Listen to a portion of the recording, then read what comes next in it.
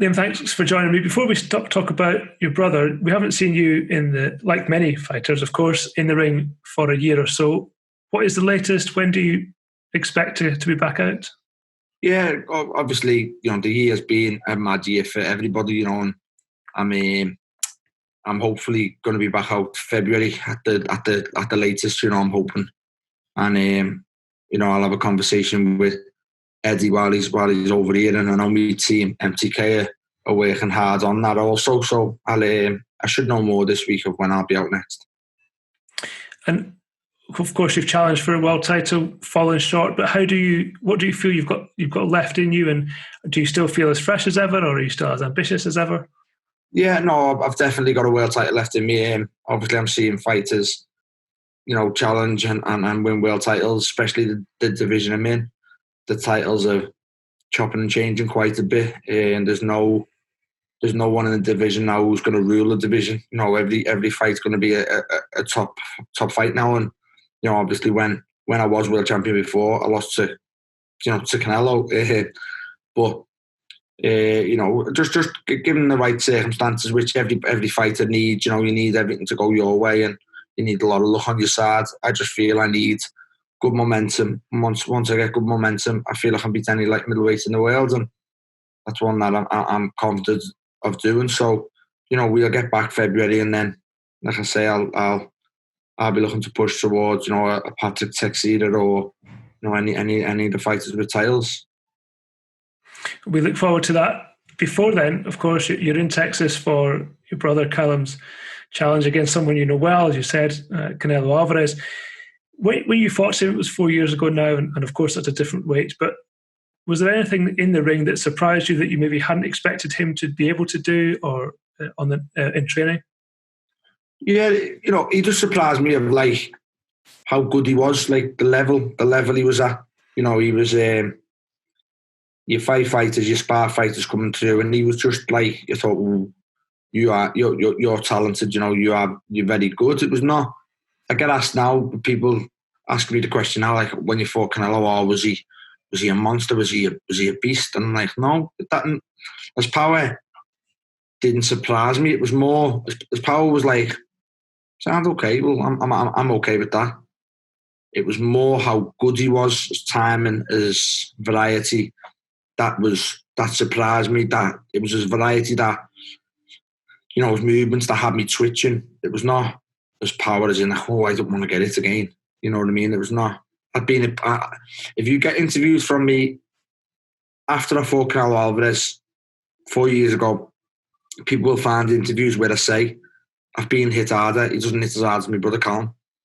And I said that 4 years ago, not knowing my brother would eventually go and fight him at 168 in 4 years' time, and I couldn't be sitting, and people say, you're a liar, because I guarantee that people can go and find interviews of just after I fought, and I said there and then, his power was okay, but he's not the hardest to be hit by. He doesn't hit harder than my brother Callum, who I've sparred a lot. So, I said that 4 years ago, and I'll still stand by that. And do you think, I know hindsight's a great thing, but do you think there is anything you could have done in preparation better or differently, knowing what you know now? No, hindsight is, like I say, hindsight's a crazy thing. The hindsight now probably was, you can say, you was always going to lose. It was all about how good a fight you put up. But at that time, you could not convince me I was going to lose that fight. I thought getting Canelo back to 154, again, I thought I'm going to be comfortable enough with his power. I've got a very good chin myself. So I thought, if he doesn't hurt me early on, I'll get to him late and I'll break him down, and the weight will hurt him and I'll still be pressing and fight. But obviously it weren't meant to be. But in the build up to fight, no, there was.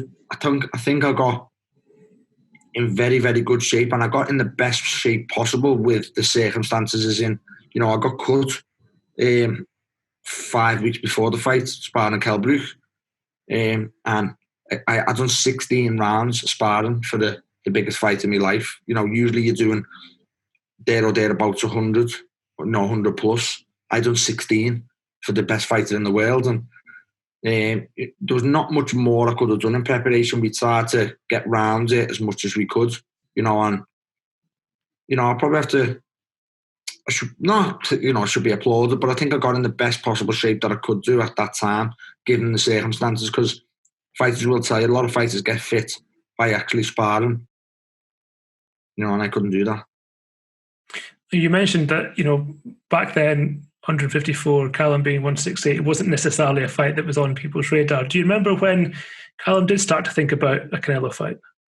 No, it was probably 12 months ago, give or take. No, it was probably longer, 18 months. The Canelo fight was talked about. I've said for the last 12 months, it's probably done Callum's head in a little bit, dangling over him, getting offered the fight, then not getting offered the second offer, and the fight's on the table, the fight's not on the table, and it's he's getting asked off the public left, right, and centre. Do you think you'll fight Canelo Alvarez? And people don't really understand from the outside. Everything is on Canelo's say. He's the A side of boxing. He's the biggest star in boxing at the moment. So nobody knows. Like, goes far as saying that announcement last week, what Canelo done. The fight was still not agreed with Callum, but they were making an announcement at 11 o'clock, and the announcement was he's fighting Callum. So it was a strange one. I don't know whether he called people's bluff to get the fight signed over the line, but it was everything is on Canelo's say, really. So it's just the nature of the beast. It's the game we're in at the moment. But I think Callum probably knew the fight was going to be muted when Canelo was flirting with 168 after the 160. And Callum knew he was world champion or going to become world champion, and the paths may cross at one time. And here we are, the paths are crossing. I know he's your brother, but when it did start to become a reality, if you are able to take yourself out of it, when you look at the two fighters, what did you think about Callum's chances? I've said since day one, taking blood aside and taking my loyalties aside, Canelo Alvarez is a top fighter, very talented fighter. Probably more talented than he's probably got the most talent in boxing, if you know what I mean. Naturally, like at the moment, obviously everything comes into play: hard work, size, and advantages, and talent alone, he's up there with, he's probably the best. But boxing doesn't always go that way, and again, taking loyalties aside, I feel if anyone's got a chance of beating Canelo, it's Callum Smith. Putting my loyalties back into it, being in the ring with Canelo, sharing the ring with Callum. Canelo's biggest mistake, what I feel, which obviously I've said beforehand, is Callum's best asset. And I just think size, stylistically wise, and again, I just think too many people have, maybe Canelo himself, have looked into Callum and Ryder and thought, right, he's not this kid who we thought he is. And again, I think it'll be the biggest mistake they've made. And you had fans saying Callum Smith beats Canelo, and then he has one lackluster performance against Ryder, and then people slaughter him. Again, just the nature of the beast that we're in, the sport. It's very fickle, and he's got a massive chance now to prove himself again. What did you think about his performance against John Ryder? Was it a case that maybe it wasn't the fight he'd wanted? He wasn't quite able to get up for it? Yeah, it was. There's many things. Obviously, you don't want to beat Ryder. It was just a lackluster performance that he's won but hasn't looked good in. And again, sometimes fights like that can be a blessing for you, in the long run. And this does look like it's been a blessing for him, because people, he's come down in people's estimations. He's probably come down in fighters' estimations, and people want to fight him now. So, the world is oyster in that sense. But the fight with Ryder was just, it was a man that had to happen. It weren't the fight he wanted. Just boredom, not getting up for it. And it's kind of no disrespect to John Ryder. John Ryder's, a very nice lad, and a lad we've knew over the years. But I just mean, like, I said from the get-go, it was a lose-lose fight with John Ryder. It was a no-win situation. You went out, you blew John Ryder away. People would have said he's been stopped before. He's a middleweight. You go to points with him, you struggle. You get slates that you struggle with John Ryder. You know what I mean? Whatever outcome happened in that fight, he would have got no credit for. Whereas this now is the opposite, and especially on the back of the Ryder fight, this is a win-win situation. You know what I mean? Nobody's picking to win now because of that Ryder fight, and this is you have certain things in boxing like low risk, high rewards, high risk, low rewards, and I feel this is a a win-win situation for Callum. And I say he wins, he's back on everybody's lips again. Callum Smith, the best 168 in the world. You talked about everything being on Canelo's terms. Of course, Callum's only had maybe 4 or 5 weeks, knowing it was going to be Canelo to prepare. What sort of state was he in when that announcement was made? Was he in a good shape to just basically ramp things up? He was in a very good shape. I feel it was a method to Canelo only thinking to give Callum 4 weeks' notice. But what they may not have knew, Callum's been in the gym a long time. He was talked about him fighting Canelo anyway. Then it come off the table, and then it looked like it weren't gonna go ahead. But then Callum has obviously been on his own promoter, and Callum was going to fight December the 19th regardless. He was in the middle of getting sent opponents to pick. And he's been in the gym, he's fit and ready, and he was going to fight December 19th regardless. Then the Canelo fight come back on the table with 4 or 5 weeks to go. And I think Canelo was only trying to give him 4 weeks' notice, thinking he's a huge middleweight, and 4 weeks' notice, he's going to struggle with the weight. But I wish you were here now to see Callum's weight, 8 days out, and see what Callum's eating while he's here.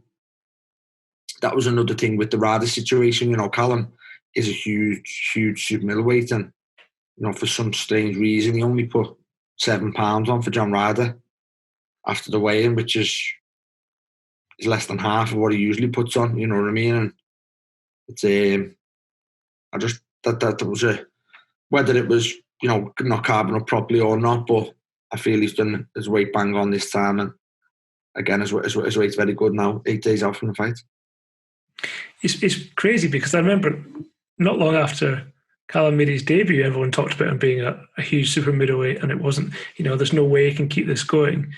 But here we are, biggest fight of his career. He's still super middleweight. Early on, he was skinny. He was a baby. Early on when he turned pro, and he went to punch his first 2 fights. People thought, he's okay, he's talented, but can't punch. And he's developed that now.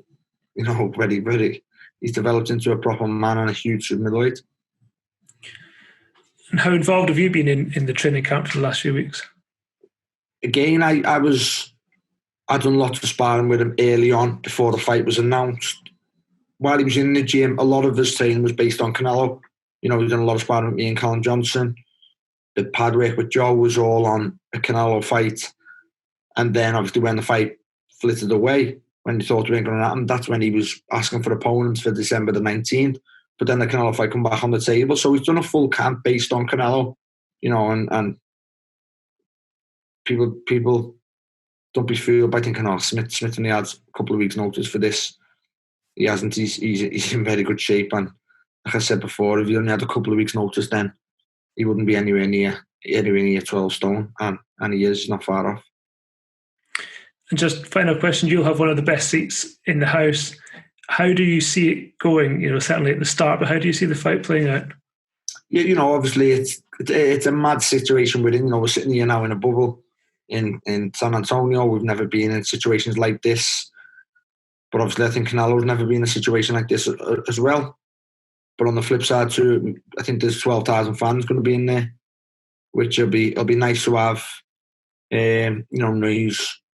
But I think the fight will start, kind of cagey, I think, and then I'll warm up into a very, very, very good fight stylistically, whereas 2 of them love to do the same type stuff. 2 of them love to land punches, 2 of them love to attack head and body, and I think Callum has got the size and style to take chances with Canelo. And I think as the fight goes, touching back on what I said before, I think once Callum gets in there, feels a shot off Canelo, he'll think, you don't punch as hard as people make out. He'll feel, I'm okay with that power, and obviously he can then gamble on his own shots a bit more, and that's what I think is going to be a big difference, and that's what I think could be the decisive factor. I think Canelo's biggest mistake is Callum's best asset and best shot in the book, and obviously touch wood, I feel that shot can land.